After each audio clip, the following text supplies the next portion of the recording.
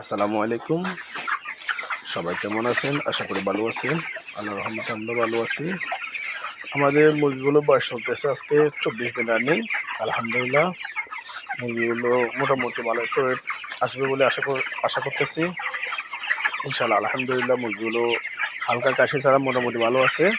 আমাদের কাশি ডোজ চলতেছে। ইনশাআল্লাহ আশা করি ইনশাআল্লাহ আল্লাহর রহমতে ভালো হয়ে যাবে ইনশাআল্লাহ। আমরা ইনশাআল্লাহ আশা প্রকাশ করতেছি 28-29 দিনের মধ্যে মুরগিগুলো সেল করে দেওয়ার। সবাই দোয়া করবেন।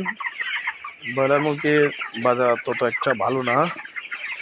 ব্রয়লার মুরগির বাজার এখন খুবই কম। সো করার কিছু নাই, আল্লাহর রহমতে আল্লাহ যা রিজিকে রাখছে ইনশাআল্লাহ।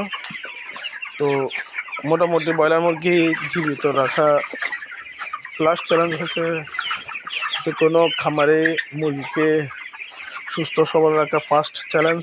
সেকেন্ড চ্যালেঞ্জ হচ্ছে ওয়েট আনা। আপনি মুরগি জীবিত থাকলে এবং ওয়েট খাদ্য এফসিআর ঠিক থাকলে ইনশাল্লাহ আশা করা যায় তেমন একটা খামারে তেমন একটা বেশি ইয়া করে না। তবে ফার্স্ট টাইম হলো আপনি মুরগিকে জীবিত রাখতে হবে। সেকেন্ড কাজ হলো মুরগিকে সময় মতো ওয়েট আনা। সো মোটামুটি আমার মুরগির ওয়েটও আল্লাহ রহমতে ঠিক আছে। 1200 পিস মুরগির মধ্যে আমার মোটালিটি 25 থেকে 30 বা এরকম হবে। আশা করি 2-4টা মুরগি ছোটো আছে ইনশাল্লাহ। এগুলো ছেড়ে পরবর্তী সময় যেগুলো থেকে যাবে এগুলো 2-4 দিন রাখার পর ইনশাল্লাহ আবার ওয়েট চলে আসবে।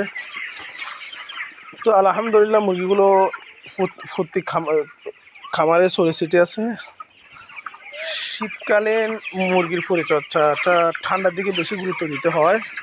সো আমার মুরগির হালকা কাশি আছে, আশা করি আল্লাহর রহমতে কাশিগুলো সেরে উঠবে ইনশাল্লাহ। এই মেডিসিন চলতেছে মাইক্রোলক প্লাস ন্যাপ্রোসেপ প্লাস ডক্সিবেট।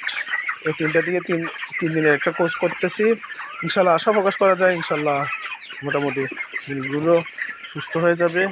আপনারা সবাই দোয়া করবেন। আলহামদুলিল্লাহ মোটামুটি ওয়েট আছে 1500 প্লাস ওয়েট আছে। সো আশা করি আল্লাহ সব কিছু ঠিকঠাক মতো রাখলে আজকে 24 দিন চলতেছে আর 4-5 দিনে 2 কেজি প্লাস হবে বলে আশা প্রকাশ করতেছি।